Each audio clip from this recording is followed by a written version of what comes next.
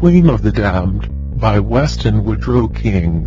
Beauty did not describe her and could not, for her bloodthirst outweighed the rest. The light left in any human eyes had left hers. She had sucked the land dry and her satisfaction was still not enough. She wanted more, needed it. Her husband, King of Egypt, Incal begged her to stop, but the ways of men would not persuade her. She wanted to see the sand run red with the blood of the innocent. This would be the day she died, the day she lost her will to drink, but not without a fight. "What do you mean?" Akasha asked. Her sing-song voice had changed to something demented. Something out of nightmare, something that would haunt a child's dreams. She crossed her arms as the rays of sun glimmered off her tanned skin. Incal couldn't take it. He had watched so many die, so many that he wished he could have saved. "This is insanity," Incal says, revealing fangs that showed he matched Akasha's inhumanness. She straightened her dress, trying to smooth it out. "I am hungry," she protests, but Incal knew it to be something different. This thing that had changed them seemed to be turning against them.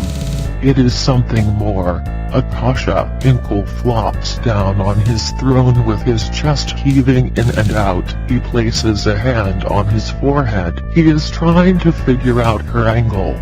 "Please, Incal, let me drink," Akasha begs him as she falls down at his feet. She runs her hands up his kneecaps, lying her head upon it. Her long nails move down them as she lets out a sigh.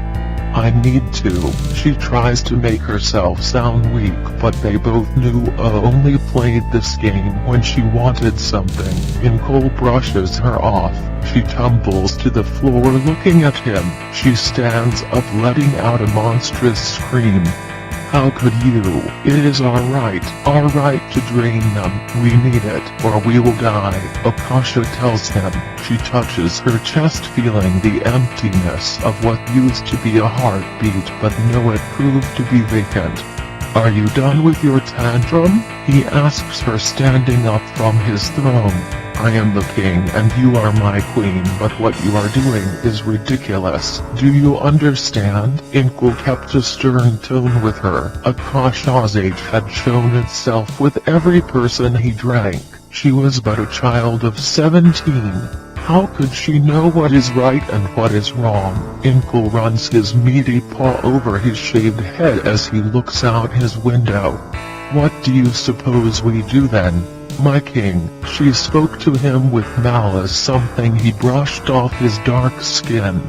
"We must control ourselves, my dear." Incal proved his wisdom as he spoke. It is obvious though that Akasha would need help with self-control, though she probably didn't even know the meaning of the word. She saunters back to the window, gazing out. How she wanted to be free. How she wanted to taste blood on her sharpened fangs once again. She couldn't stand it. She slams her palm against the window, feeling it crack. She runs the tips of her fingers across the cracks, feeling they're sunk in places. A lone sparrow's cry causes her to stare out a window once again.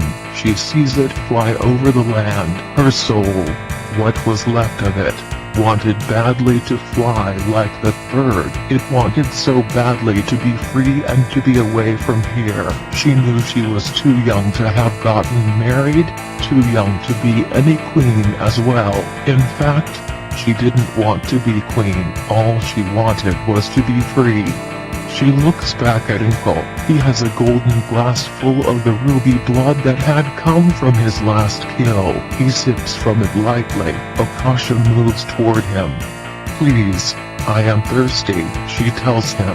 He believed her more this time than any other. He snaps his fingers as two guards were brought in, a screaming crimson beauty with skin as white as snow. She is dressed in rags that were way too big for her skeleton-like frame. The guard tosses her as she falls to the ground with a thud. She begins to cry while she curls upon the ground, holding herself.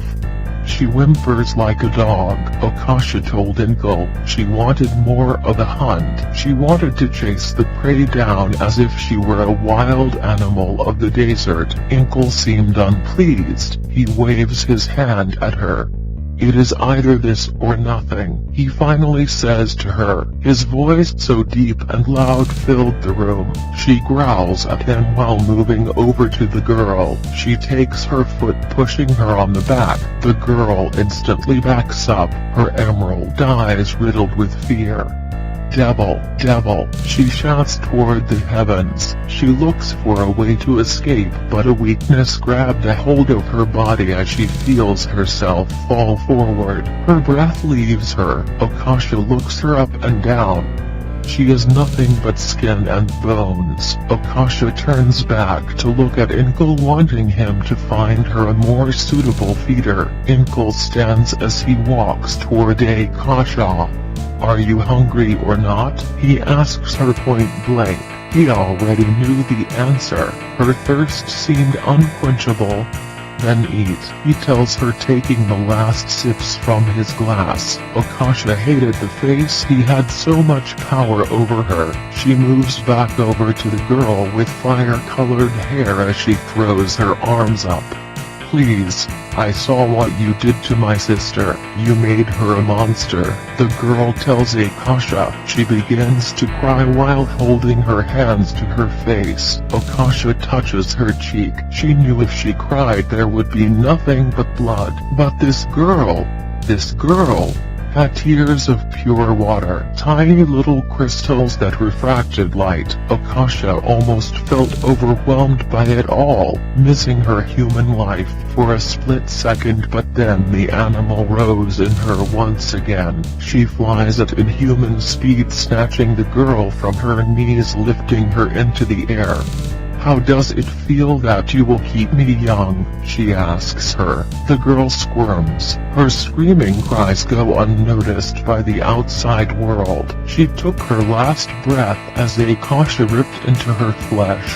She drank and drank until she felt the girl's heart go weak. In that moment, she tosses her aside as if she were garbage, but the girl was only half dead. She laid on the floor, arching her back, letting out muffled screams from chapped lips. Inkle looks at her before turning his attention toward Akasha.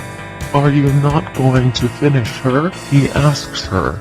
Let her bleed out, she answers him, licking the blood from the tips of her fingers. Inkle couldn't believe it. He knew she had lost all touch now with her human side. She was full of pure evil. Even her eyes had shifted to a deep dark red. Inkle lowers his head as Akasha realized he feared her. Did I do something wrong? Inkle, she slithers toward him with a newfound confidence. He shakes his head as her fingernail lifts his chin up. Do you fear me? Akasha's eyes flashed with every person she had destroyed, every ounce of blood she had drank. It was all there inside her now.